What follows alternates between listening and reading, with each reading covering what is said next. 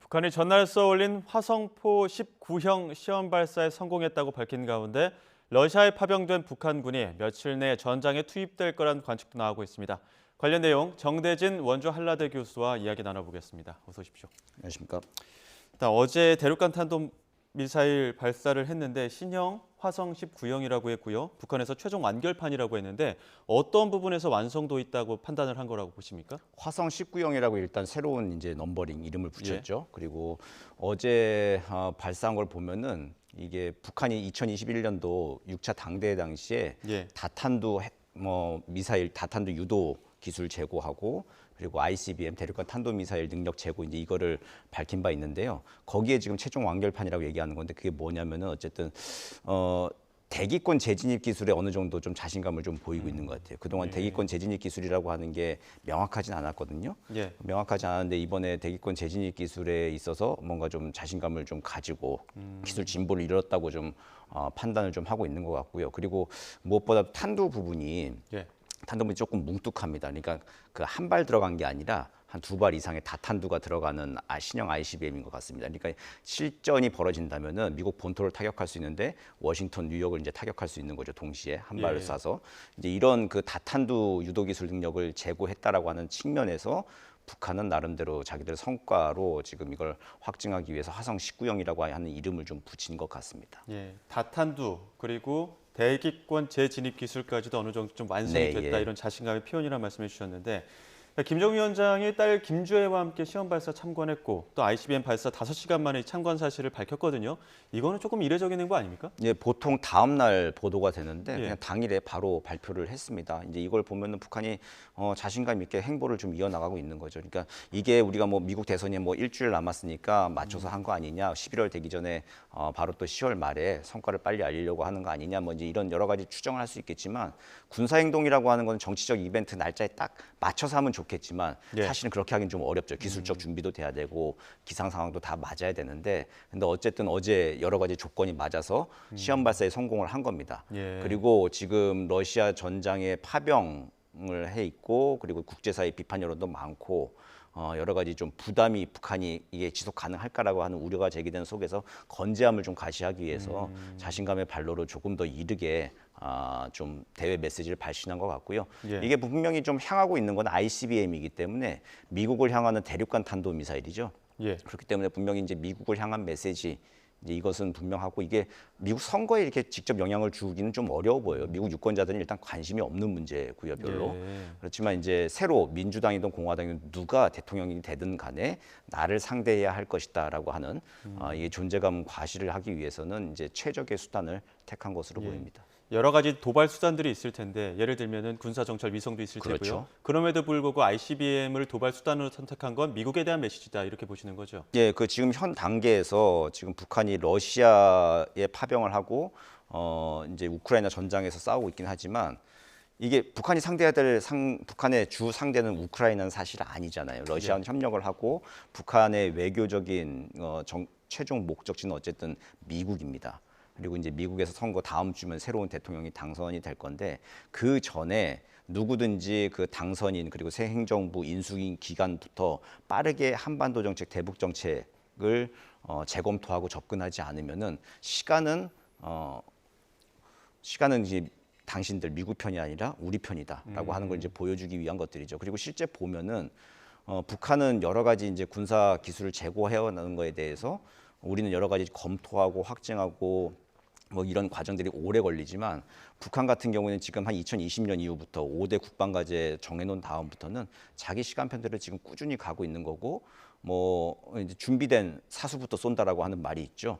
기술적으로 준비가 되는 면부터 계속 꾸준히 시험 발사하고 또 실패하고 또 하고 하면서 지금 능력을 끊임없이 신장시키고 있는 건 맞습니다. 지금 교수님 말씀하시면서 옆에 그래픽으로 보여드리고 있습니다.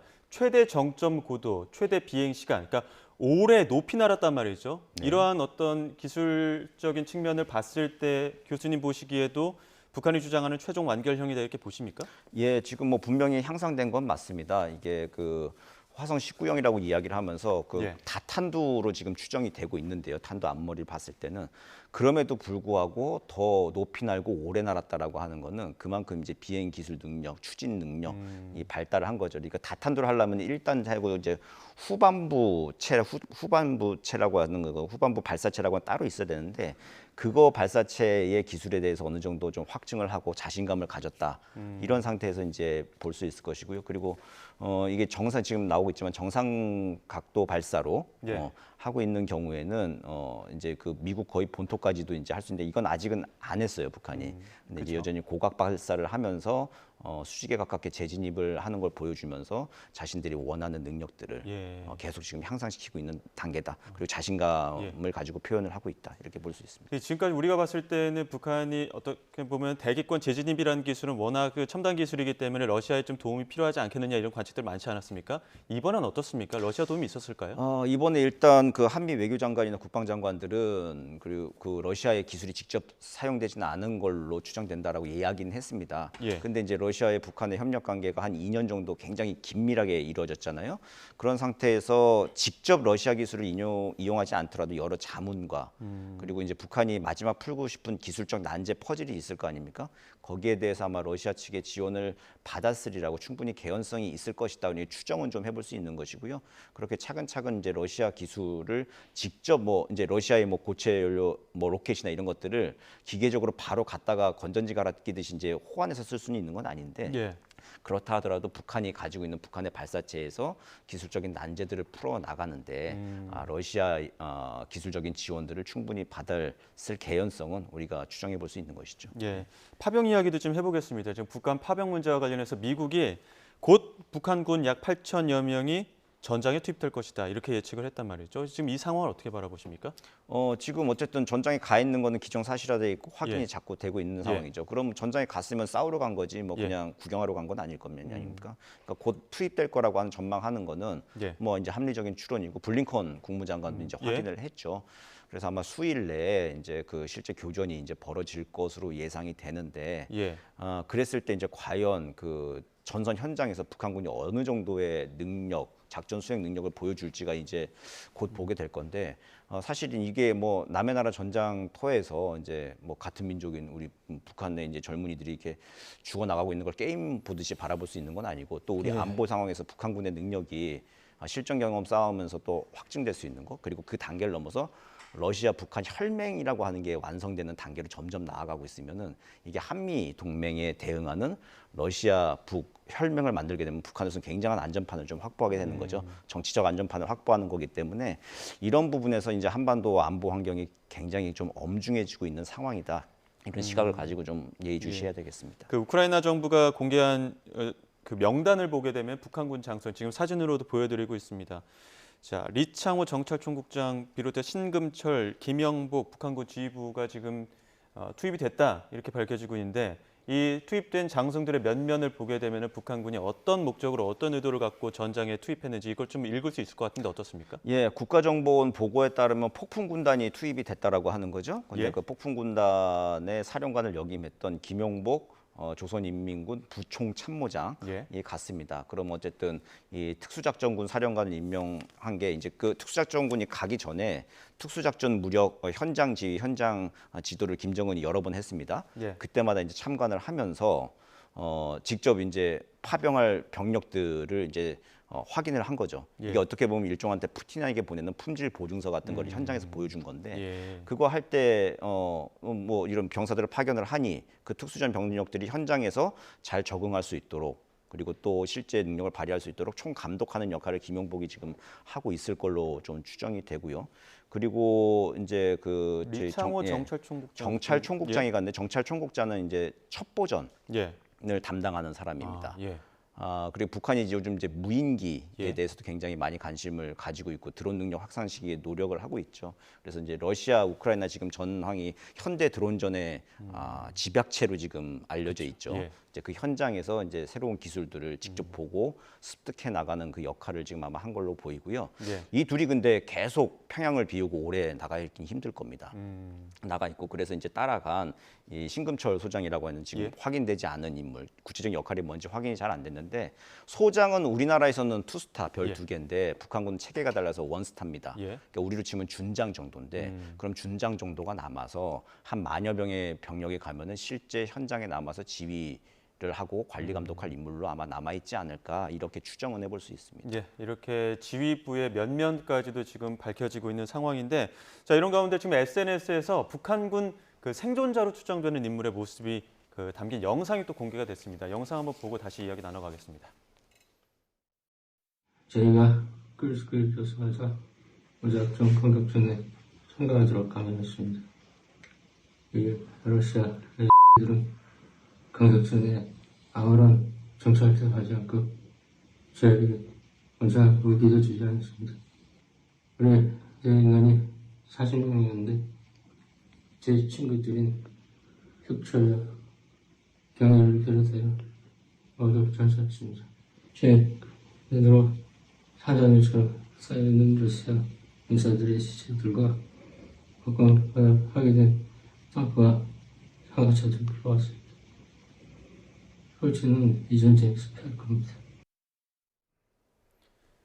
아직까지는 추정입니다. 확인되진 않은 영상이긴 하지만 그럼에도 영상을 보면 북한군이 러시아와 함께 이제 전장에 투입됐는데 오히려 러시아를 좀 욕하는 것들이 좀 내용들이 많거든요. 이거 어떤 의도의 좀 영상이라고 볼 수 있을까요? 저게 사실이라면은 이제 지금 굉장히 좀 심각한 상황인 거죠. 별로 준비도 안 된 상태에서 바로 북한 그냥 병사들이 투입됐다. 바로 그냥 예. 투입되고 있는 거고 이러면 그 러시아 그 전술 운영에 있어서 일회용 보병으로 쓰이고 있다라고 하는 말밖에 안 되거든요. 그러니까 일회용 보병이 있고 러시아가 이제 펼치고 있는 전술이 예. 일회용 보병이 있고 돌격 보병, 특수 보병 등이 있는데 예. 뭐 특수 부대가 갔다라고 하면 특수보병으로 쓰여야 되지 않습니까? 예. 근데 그게 아니라 지금 얘기에 따르면 일회용 보병으로 지금 쓰이고 있다라고 하는 건데 예. 만약 저게 사실이라고 한다면은 뭐 10,000명이 간다고 하더라도 수주에서 수개월을 버티기 힘든 병력입니다. 예. 근데 이런 상태니까 저게 사실이라고 한다면은 이게 전쟁을 약간 조금 더 수개월 지속하는 데 능력은 도움은 되겠지만 예. 별로 전황을 바꾸는데 크게 도움은 안 된다는 소리잖아요. 예. 예, 이런 게 추정이 가능하고 그리고 이거는 북한군 추정 영상인데 어쨌든 우크라이나 발로 계속 이제 북한군 파병 뉴스가 많이 나오고 있지 않습니까? 이게 아마 우크라이나 쪽에서 지금 심혈을 기울이고 있는 약간 심리전의 일환일 가능성 이런 것도 함께 다각도로 좀 우리가 배경을 놓고 예. 뉴스들을 계속 접해야 될 것 같습니다. 지금 이 상황에서 우리가 무기를 어느 정도 지원을 할 것이냐, 또 젤렌스키 대통령은 또 북한군 포로를 어떻게 또 좀 활용을 할지 아니면 어떻게 좀 그 전쟁 네, 예. 수단에서 좀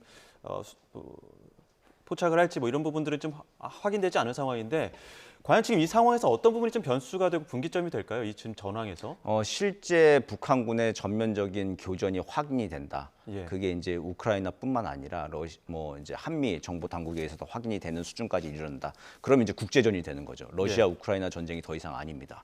국제전이 되는 양상이고 이렇게 되면 국제사회의 여론은 북한한테 굉장히 좀 불리하게 돌아가겠죠. 이제 설 입지가 없어지는 거죠. 예. 푸틴도 작년에 국제형사재판소 ICC에서 체포영장이 이미 발부되고 기소가 돼 있는 상태인데 이제 이러면 김정은도 이제 공동 정범으로 이제 기소가 될 가능성이 있고 이게 실제 뭐 영장이 실행되지 않는다 하더라도 국제사회에서 북한의 입지는 점점 더 줄어들게 될 거고 국제전 양상에서 내년에 미국 대선 끝난 다음에 북한은 카드를 어쨌든 한 장 더 가지게 되는 거죠. 미국에 대해서. 이제 이런 상황에서 좀 복잡하게 맞물려 되는 거고 이게 교전 당사국이 되면 북한은 잃는 것도 많지만 동시에 얻는 것도 또 있습니다. 이게 북러 혈맹이라고 하는 걸 이제 얻게 될 것이고요. 예. 그렇게 되다 보면 이제 우리 한미 동맹에도 많이 부담이 되는 요소들이 분명 될 걸로 보입니다. 예, 알겠습니다. 여기까지 듣겠습니다. 지금까지 정대진 원주 한란대 교수와 이야기 나눠봤습니다. 고맙습니다.